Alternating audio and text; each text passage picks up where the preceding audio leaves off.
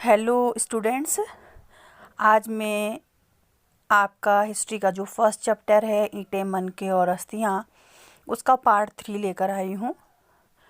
आशा करती हूँ कि आपको पार्ट 2 समझ में आया होगा। उसे मैंने आपको बिंदुवार समझा दिया था। उससे पहले के जो भी पॉइंट हमने पढ़े थे, आज हम उससे आगे के पॉइंट पढ़ेंगे। हमने पॉइंट 5 तक पढ़ा था।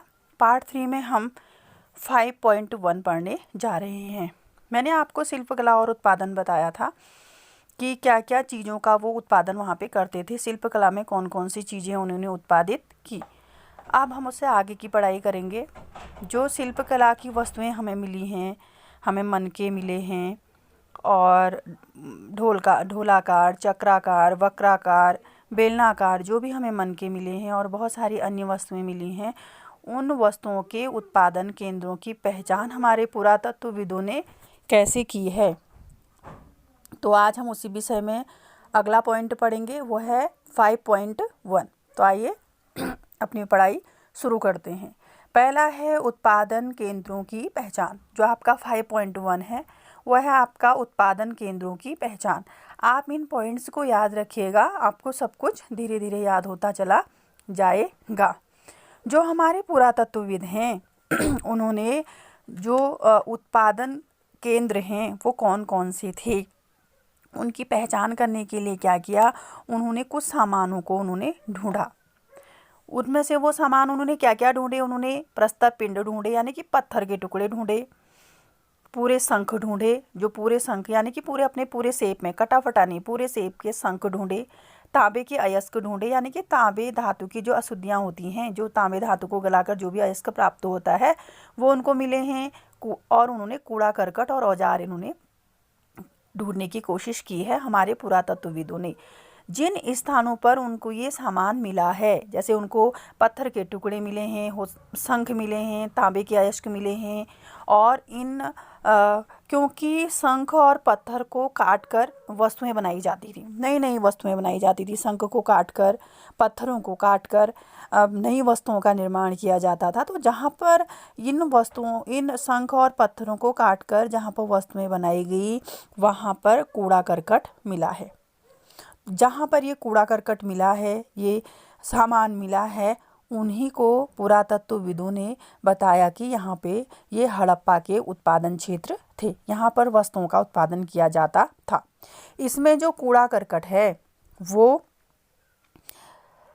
पता करने का सबसे महत्वपूर्ण साधन है। किसका? उत्पादन केंद्रों का सबसे महत्वपूर्ण साधन इसमें जो है कूड़ा करकट माना गया है। क्योंकि कूड़ा करकट इसलिए माना गया है, जैसे कि मैंने बताया कि शंख, पत्थर या अन्य चीज़ों को काटा गया, काटने के बाद कुछ चीज़ें ऐसी रही होंगी जो प्रयोग में नहीं आई होंगी, कूड़ा करकट होगा। और जिस चीज़ से उन्होंने वस्तुएं बनाई उसका तो उन्होंने निर्माण वस्तु बनाने में कर दिया, लेकिन कुछ चीज़ें काटने पीटने में क्या हुई, बेकार चली गई। तो वहाँ पे इनके टुकड़े मिले हैं, ये कूड़ा करकट मिला है, इनका ढेरों की मात्रा में मिला है। तो उन्हें समझ में आया कि यहीं पर उत्पादन कार्य होता होगा। ये इसका पहला पॉइंट है, समझ में आ गया होगा। अब इसका जो दूसरा पॉइंट है, बड़े बेकार सामान का प्रयोग छोटी वस्तुएं बनाने में। ऐसा तो हम भी करते हैं कि अगर हम कभी कोई चीज़ बना रहे होते हैं और हमें कोई चीज़ बनानी है, उसमें से कुछ चीज़ छूट जाती है, कोई चीज़ बढ़ जाती है। फॉर एग्ज़ाम्पल, अगर हम दर्जी को कपड़ा देते हैं, दर्जी के पास एक पूरा कपड़ा है और उसमें से उसने कुछ बनाना है। फॉर एग्ज़ाम्पल, अगर ब्लाउज़ बनाना है तो वो क्या करेगा, अगर आपने उसको वो 1 मीटर से भी ज़्यादा कपड़ा दे दिया, 2 मीटर कपड़ा दिया है या 1.5 मीटर कपड़ा दिया है, तो वो क्या करेगा, उसमें से ब्लाउज़ तो बनाएगा ही बनाएगा। अगर आप कहेंगे कि ये कपड़ा बच रहा है, इसके टुकड़े बच रहे, तो इसमें हमारे लिए हैंकी निकाल दीजिए, हैंकी बना दीजिए, या कुछ भी बना सकता है। ठीक उसी प्रकार क्या है, उन्होंने जो बेकार सामान था, जो बड़ा बचा हुआ बेकार सामान था, उससे उन्होंने छोटी छोटी वस्तुएं बनाई। दूसरा पॉइंट आपकी समझ में आ गया। तीसरा है हड़प्पा, मोहनजोदड़ो तथा छोटे शहरों में उत्पादन। वैसे अगर कहा जाए तो ये माना जाता है कि जो उत्पादन के केंद्र थे वो छोटे शहर ही थे, और मोहनजोदड़ो और हड़प्पा में इन सामानों को भेजा जाता था। लेकिन जो उत्पादन केंद्र रहे हैं, ये पुरातत्वविदों का मानना है कि छोटे शहरों के अलावा हड़प्पा और मोहनजोदड़ो में भी उत्पादन का कार्य किया जाता था। यानी कि वस्तुओं के निर्माण का कार्य न केवल छोटे शहरों में किया जाता था हड़प्पा सभ्यता के अंतर्गत, बल्कि जो उसके दो बड़े शहर थे, जो बड़े नगर जिनको कहा जाता था हड़प्पा और मोहनजोदड़ो, वहाँ पर भी वस्तुओं का उत्पादन किया जाता था। ठीक है, ये 3 पॉइंट हैं, आपको इसके अंदर ये 3 पॉइंट याद करने हैं।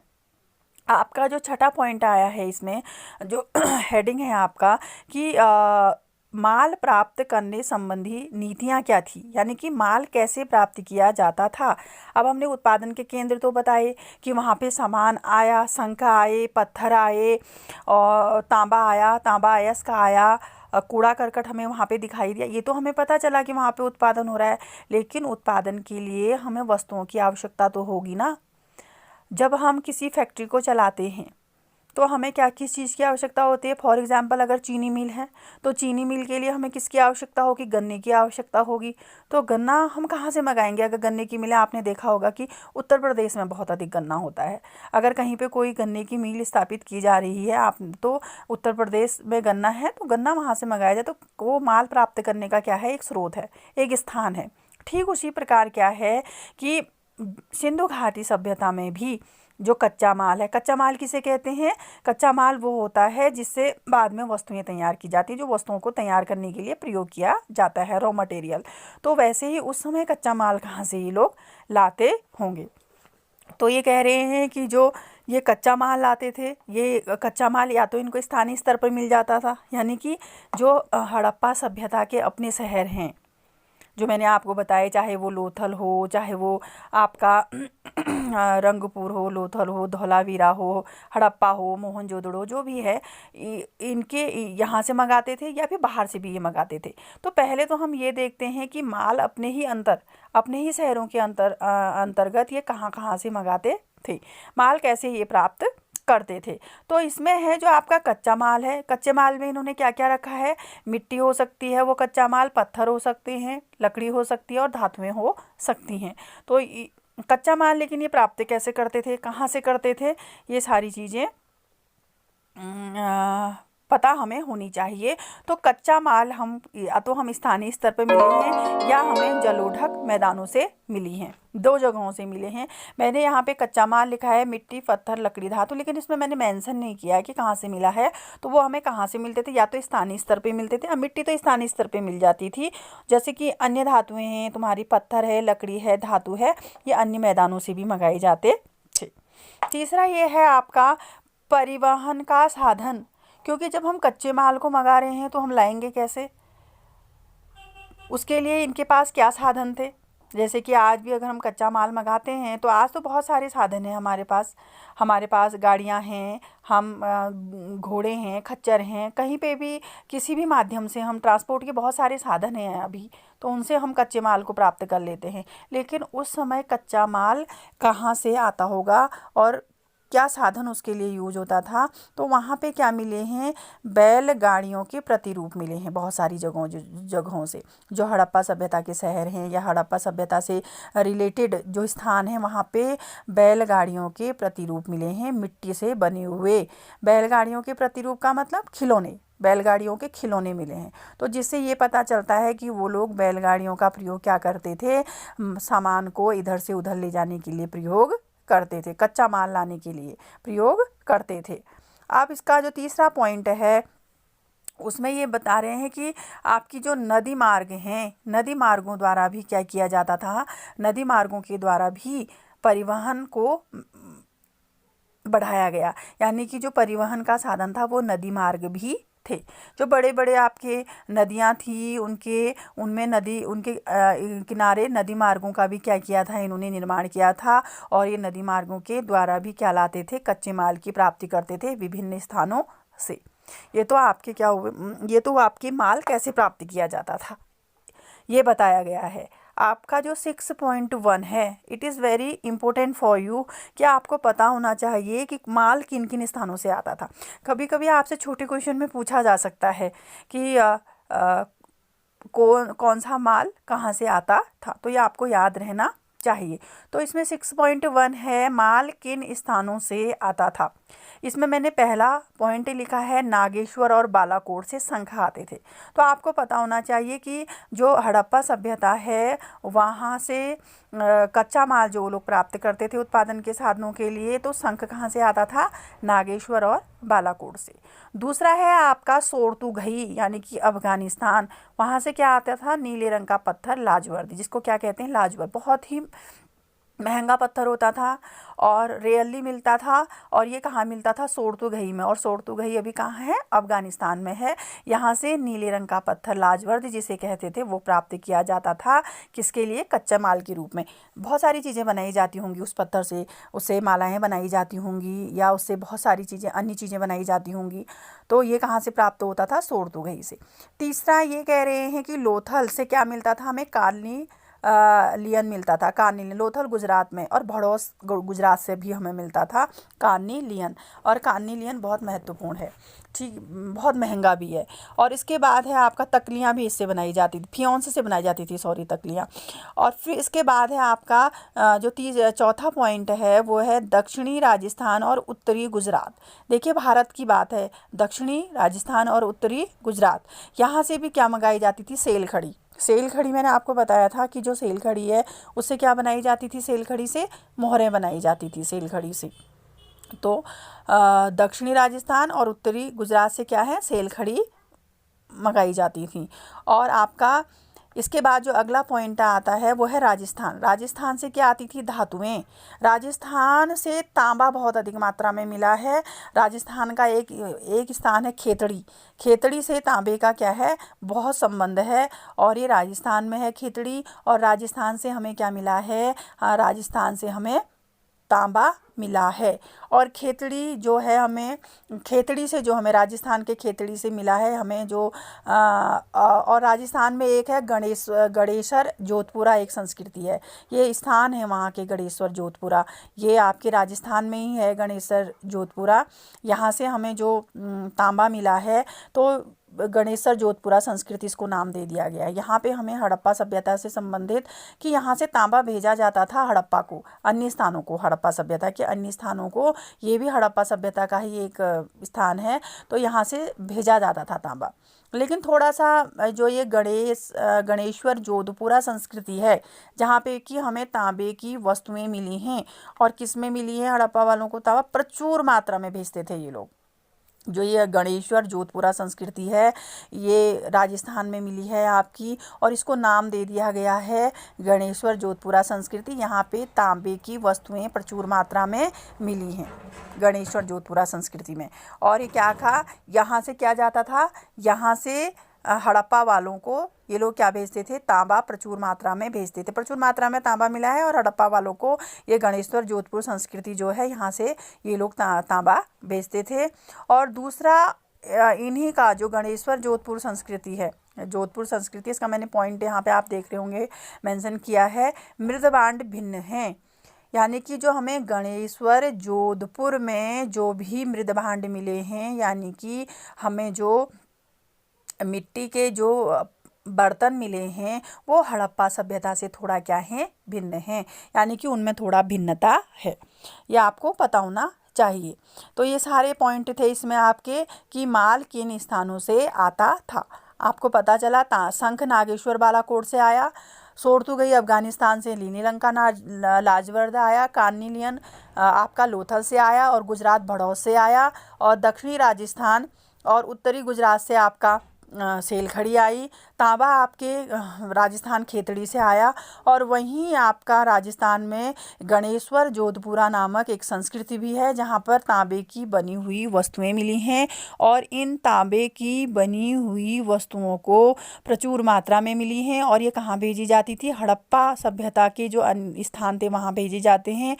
और गणेश्वर जोधपुरा संस्कृति में जो हमें मिट्टी के बर्तन मिले हैं वो हड़प्पा सभ्यता से थोड़ा क्या है, भिन्न हैं। इसके बाद आपका अगला पॉइंट आता है 6.2, सुदूर क्षेत्रों से इस सभ्यता का संपर्क था। यानी कि सुदूर क्षेत्रों से क्या मतलब है कि ये तो नज़दीक के क्षेत्र रहे होंगे हड़प्पा सभ्यता के, लेकिन बाहर के क्षेत्र भी, जो लोग जहाँ जो बहुत दूर थे, उन क्षेत्रों से भी सभ्यता का क्या था, संबंध था। जैसा कि इसमें इन्होंने बताया है, क्या संबंध था सुदूर क्षेत्रों से, कहाँ कहाँ से आते थे ये आपका है तांबा। तांबा कहाँ से आता था, ओमान से भी लाते थे। जैसे मैंने बताया कि तांबा कहाँ से जाता था, खेतड़ी राजस्थान से जाता था, लेकिन दूसरा सोर्स इन्होंने क्या बताया, थोड़ा दूर है, वो कहाँ है, अरब प्रायद्वीप के दक्षिण पश्चिमी हिस्से में है। क्योंकि जैसे कि आप लोग जानते हैं, त्रिभुजाकार संस्कृति थी ये आपकी हड़प्पा सभ्यता, मैंने आपको बताया था। और इसके जो ये फैली हुई थी पाकिस्तान और भारत में, कुछ हिस्से पाकिस्तान में, भारत में ज़्यादा फैली हुई है। भारत में इसके बहुत ज़्यादा स्थल मिले हैं, पाकिस्तान से ज़्यादा मिले, लगभग 1500 के आसपास स्थल हमें भारत में मिले हैं। राजस्थान में तो बहुत कम मिले हैं ना, सॉरी, पाकिस्तान में बहुत कम मिले हैं। लेकिन पाकिस्तान के अलावा जो हमारा अरब प्रायद्वीप है, आपने अरब सागर का नाम सुना होगा, उसी के आसपास आपका ओमान पड़ता है।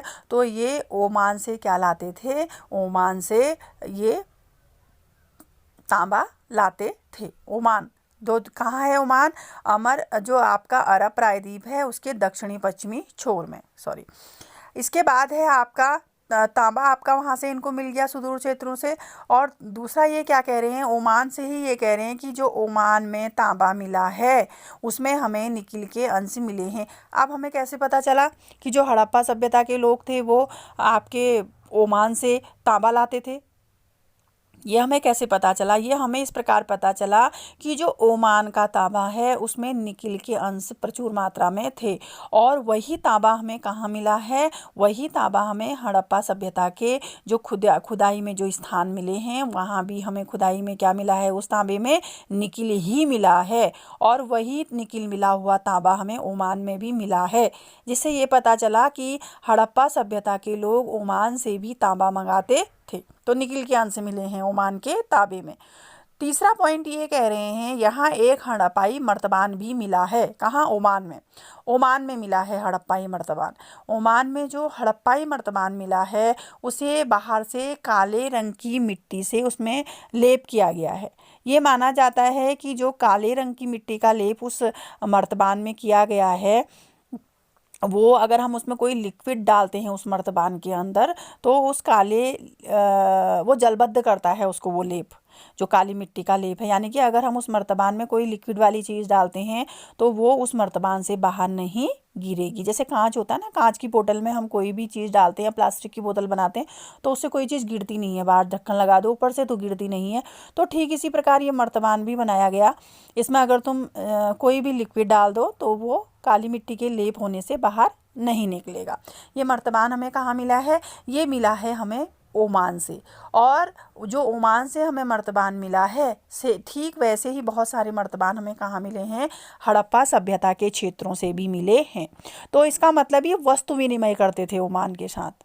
इसका मतलब है कि ये क्या करते होंगे, ये ओमान वालों से कहते होंगे हमें तांबा दो और हम तुम्हें बदले में क्या देंगे, ये काली मिट्टी के लेप से बने हुए मर्तबान देंगे। यानी कि वस्तु विनिमय करते होंगे। आज के ज़माने में तो मुद्राएं बन गई हैं ज़्यादा, हो सकता है उस समय जो ओमान के लोग थे वो मुद्रा निर्माण में इतने आगे न रहे हों। हड़प्पा वालों के पास तो मिट्टी की मुद्राएं थी ना, लेकिन मोहरें थी तो मोहरों का ही होता था ज़्यादा, मुद्राएं तो नहीं थी, मोहरें थी, सॉरी। तो वो मोहरों से ही करते होंगे। तो जो व्यापार उन्होंने किया है वो वस्तु विनिमय के माध्यम से करते होंगे। यानी कि उन्होंने ओमान से निकिल लिया और निकिल के बदले ओमान वालों को क्या दे दिया, वो काली मिट्टी की पॉलिश वाले मर्तबान दे दिए। ये यहाँ पे मिला है। और तीसरा ये चौथी बात ये कह रहे हैं कि जो ओमान और हड़प्पा सभ्यता का संबंध है, इस संबंध को मेसोपोटामिया के लेखों में भी इसका उल्लेख किया गया है। मेसोपोटामिया के लेख मिले हैं हमें, मेलुहा में मिले हैं और हमें बहुत सारी जगहों पे मिले हैं। वहाँ पे ये अंकित किया गया है उन लेखों में कि मेसोपोटामिया के लेखों में कि जो ओमान है उसका संबंध हड़प्पा सभ्यता से था।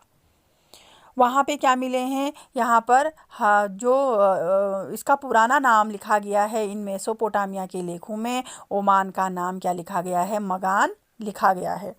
मेसोपोटामिया के लेखों में ये लिखा गया है।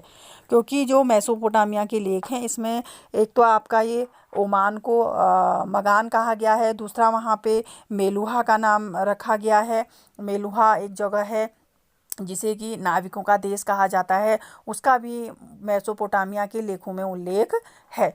और ये कह रहे हैं, पहला तो मैंने बताया तांबा, दूसरा इसमें है हड़प्पाई मोहरें, बांट, पासे तथा मनके मिले हैं। हमें दूसरे क्षेत्रों से क्या क्या मिले हैं? हड़प्पाई मोहरें मिली हैं, बांट मिले हैं, पासे मिले हैं और मनके मिले हैं। तो कहाँ कहाँ से मिले हैं? बहुत सारी जगहों से मिले हैं। वो आपका मेलुआ है, दिलमुन है, मगान है, ये सारी चीज़ें मिली हैं। और मेसोपोटामिया के लेखों से मेलुहा, दिलमुन एवं मगान की जानकारी हमें मिलती है। ये जो मेसोपोटामिया के जो लेख हैं ये बता रहे हैं हमें कि वहाँ पे हड़प्पाई मोहरें भी बहुत जगहों पे मिली हैं और उसमें मेलुहा, दिलमुन और मगान क्या है? स्थान है जहाँ पे हड़प्पा सभ्यता की वस्तुएं मिली हैं। और ये सारी चीज़ें हैं कि सुदूर क्षेत्रों से इस सभ्यता का संपर्क था। अगर आपका आता है कि क्या हड़प्पा सभ्यता का संबंध सुदूर क्षेत्रों से था, तो आप उसमें ओमान का नाम लिखोगे, मेलुहा लिखोगे, दिलमुन लिखोगे और मगान लिखोगे। ये सारी चीज़ें यहाँ से इनका संबंध था। और दूसरा जो मेसोपोटामिया का एक लेख है, इसमें मैंने मेंशन नहीं किया है, अगर आप लिखना चाहोगे तो लिख लीजिएगा।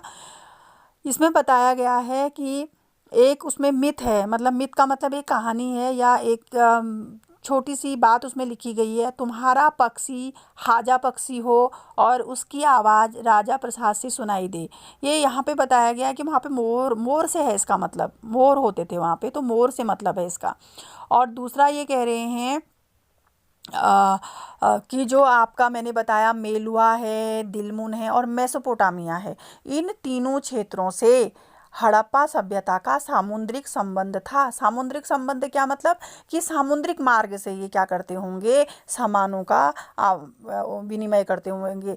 वहाँ से ये लोग सामान भेजते होंगे एक दूसरे को, वस्तु विनिमय करते होंगे, यानी कि व्यापार के लिए जाते होंगे। तो इनके साथ इनका सामुद्रिक संबंध रहा है। किसके साथ रहा है? मेलुहा के साथ, दिलमुन के साथ और मगान के साथ इनका सामुद्रिक संबंध रहा है। और मोहरों और जहाज़ों पर नावों के चित्र भी मिले हैं, चित्र थे वहाँ पे, उनके अवशेष मिले हैं ना, मोहरों के अवशेष मिले, मोहरें मिली हैं। और जो आपके जहाज़ मिले होंगे, छोटे जहाज़, बिल्कुल लोथल बंदरगाह था तो जहाज़ मिले होंगे, तो उस पर जो ये कह रहे हैं कि मोहरों और जहाज़ों एवं नावों के चित्र इनको मिले हैं, मोहरों पर, ठीक है, जहाज़ों एवं नावों के चित्र इनको मिले हैं। किस पे मिले हैं? मोहरों पर। जो वहाँ पे मोहरें यूज करते थे हड़प्पा सभ्यता के लोग, उन पर जहाज़ों के चित्र भी मिले हैं और उन पर नावों के चित्र भी मिले हैं, जिससे ये पता चलता है कि ये समुद्र से भी यात्रा करते थे, यानी कि समुद्र से भी सामुद्रिक व्यापार भी करते थे और नदी मार्गों से भी व्यापार करते थे। तो ये तो आपका हो गया सुदूर क्षेत्रों से इस सभ्यता का क्या संपर्क था। अब आपका 7वां पॉइंट इसमें आ रहा है मोहरें, लिपि तथा बांट। जैसा कि आप जानते हो कि वहाँ पे मोहरें भी थी, मोहरें मिली हैं, और दूसरा आपको वहाँ की लिपि का भी पता है, वहाँ पे लिपि भी थी और वहाँ पे बांट भी यूज किए जाते थे। तो पहला तो इसमें है कि जो आपकी मोहरें थी वो लंबी दूरी के संपर्कों हेतु लिखा है, मैंने पहला पॉइंट लिखा है लंबी दूरी के संपर्कों हेतु। ये क्या है? ये इसलिए यूज किए जाते थे कि जो सामान भेजते थे जिस थैले में, ये लंबी दूरी में आपका आप चाहे समुद्र मार्ग से जा रहे हो, व्यापार कर रहे हो, चाहे आप किसी निकट के स्थान से बैलगाड़ी से कोई भी सामान भेज रहे हो, तो ये क्या करते थे कि ये सामान जैसा हमने उस थैले में डाला है, जैसा हमने पैक किया है, वैसा ही दूसरी जगह पे भी पहुंच जाना चाहिए। क्योंकि कभी कभी चोर सब जगह होते हैं, उस समय भी होते होंगे कि कोई इस थैले से सामान निकाल ना ले, जो सामान को ले जा रहे हैं, या रास्ते में किसी ने सामान निकाल लिया, तो ये क्या करते थे, जो सामान था उसको एक थैले के अंदर बंद करते थे और जो थैले का मुंह था उस पर मिट्टी का लेप लगा देते थे। मिट्टी का लेप वहाँ पे, क्योंकि सेलखड़ी की जो मिट्टी होती थी बहुत ही हार्ड हो जाता था, उसको फिर ओपन करना मुश्किल होता होगा, तो उसको उससे बंद कर देते थे थैले के मुँह को गीली मिट्टी से। जब उस गीली मिट्टी में क्या करते थे, मोहरों की छाप लगा देते थे, मोहरों की छाप लगा देते थे और उसके बाद वो सूख जाती होंगे। सूख जाने के बाद वो मिट्टी अगर कोई छुएगा तो टूट जाएगी, वैसे तो सख्त होगी, एकदम से टूटेगी नहीं, लेकिन अगर कोई चोरी करने के इरादे से उस थैले को खोलना चाहेगा तो क्या करेगा, उसके मुंह वाले हिस्से को या उस पर हाथ लगाएगा तो पता चल जाएगा कि इसमें चोरी हुई है। इसलिए वो क्या करते थे, मिट्टी, गीली मिट्टी उस पर लगाते थे और उसके ऊपर से मोहरों की छाप उस पर रख देते थे, जिससे पता चल जाता था कि सामान दूसरी जगह पे सही ढंग से पहुंच गया है। समझ में आ गया। लंबी दूरी के संपर्कों हेतु एक ऐसा काम करते थे, मोहरों का प्रयोग करते थे। दूसरा, ये मोहरें क्या करते थे, गीली मिट्टी पर छाप लगा देते थे, ये मैंने आपको बता दिया। अब इसका तीसरी चीज आती है लिपि।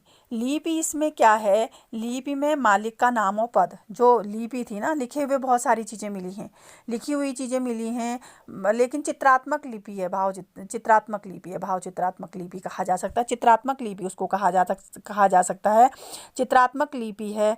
और बाकी उसमें समझ में नहीं आता ये है क्या, सब सिर्फ चिन्ह बने हुए हैं। तो उसमें क्या है, उन चिन्ह मालिक का नाम और पद होता था। और सबसे बड़ी बात है, यह दाएं से बाईं ओर लिखी जाती थी, जैसे उर्दू लिखी जाती है, दाएं से बाईं ओर लिखी जाती थी। लेकिन कहते हैं कि ये दाएं से बाईं ओर लिखी जाती थी, फिर बाएं से दाईं ओर लिखी जाती थी, फिर बाएं से दाईं ओर लिखी जाती थी, यानी कि बायां दायां दायां बायां इस तरह से लिखी जाती थी। पहले जैसे इन्होंने कहा कि दाएं से बाएं, आप वहाँ पे पहुँचे, फिर वहाँ से इधर को, फिर ऐसे ऐसे। तो ये अलग अलग इसमें मत हैं, लेकिन ये माना जाता है कि ये लिपि दाएं से बाएं ओर को लिखी जाती थी, क्योंकि जब हम लिखते हैं, हम लोग क्या लिखते हैं, बाएं से दाएं ओर को लिखते हैं। तो हमारा बाएं तरफ का आपने देखा होगा, बाएं तरफ हाशिया ज़्यादा बड़ा होता है, और दाईं तरफ जब हम लिखते हैं तो क्या होता है, जगह कम छूटती है। तो इसमें उल्टा हुआ है, इसमें बाईं तरफ जगह कम छूटी है, और क्या हुआ है, दाएं तरफ जगह ज़्यादा छूटी है, कम। तो उससे पता चलता है कि क्या है, यह दाएं से बाईं ओर लिखी जाती थी। यानी कि इसमें क्या हुआ है, बाईं तरफ को जगह कम छूटी है और दाईं तरफ को जगह ज़्यादा छूटी है। इसके बाद ये कह रहे हैं कि जो सबसे लंबा अभिलेख मिला है, एक अभिलेख मिला। अभिलेख क्या होता है, आपको पता होगा कि अभिलेख होते हैं लिखे हुए, किसी भी चीज़, मिट्टी पे लिखा हुआ हो सकता है, धातुओं पे लिखे हुए होते हैं, उन्हें अभिलेख कहा जाता है। जैसे कि अशोक के अभिलेख हैं, अशोक ने पत्थरों पे लिखा है तो प्रस्तर के अभिलेख हैं उसके। तो लेकिन यहाँ पे किसके मिले हैं, मिट्टी के अभिलेख मिले होंगे। जो सबसे लंबे अभिलेख मिले हैं उसमें 26 चिन्ह बनाए गए हैं। कितने चिन्ह बनाए गए हैं, 26 चिन्ह। और वैसे जो टोटल चिन्ह वो लोग यूज करते थे, उसमें जो टोटल चिन्ह वो लोग यूज करते थे वो क्या थे, आपके जो 375 से 400 के चिन्ह उन्होंने उसमें यूज किए हैं। ये सारी चीज़ें हैं, और इससे आगे का मैं आपको बाद में पढ़ाऊँगी। आप इन चीज़ों को पढ़ते रहिए, और इससे संबंधित क्वेश्चन भी आपको करने होंगे। मैं आपको लास्ट में क्वेश्चन दूंगी और उस क्वेश्चनों को आप लोग खुद लिखेंगे, क्योंकि मैं आपको पूरा समझा रही हूँ, हर चीज़ मैं आपको पॉइंट टू पॉइंट समझा रही हूँ। तो आप लिखने की कोशिश करेंगे कि इन्हीं पॉइंट्स से आप अपना आंसर लिख सकते हैं बढ़िया ढंग से। ठीक है, तो आपको मैं आगे, इससे आगे का पार्ट बाद में बताऊंगी। और मैं आशा करती हूँ कि आप लोग घर पर पढ़ाई कर रहे होंगे, क्योंकि लॉकडाउन की वजह से आपकी पढ़ाई में बाधा तो आ ही रही है, लेकिन मैं आपको नोट्स प्रोवाइड करा रही हूँ, और आपको अपनी तरफ से जितना भी हो सके पढ़ाने की कोशिश कर रही हूँ। तो आप पढ़िए घर पे बैठ के, और सब्सक्राइब ज़रूर कीजिएगा, जिससे कि आपको अगला वीडियो मिल सके। Thank you so much.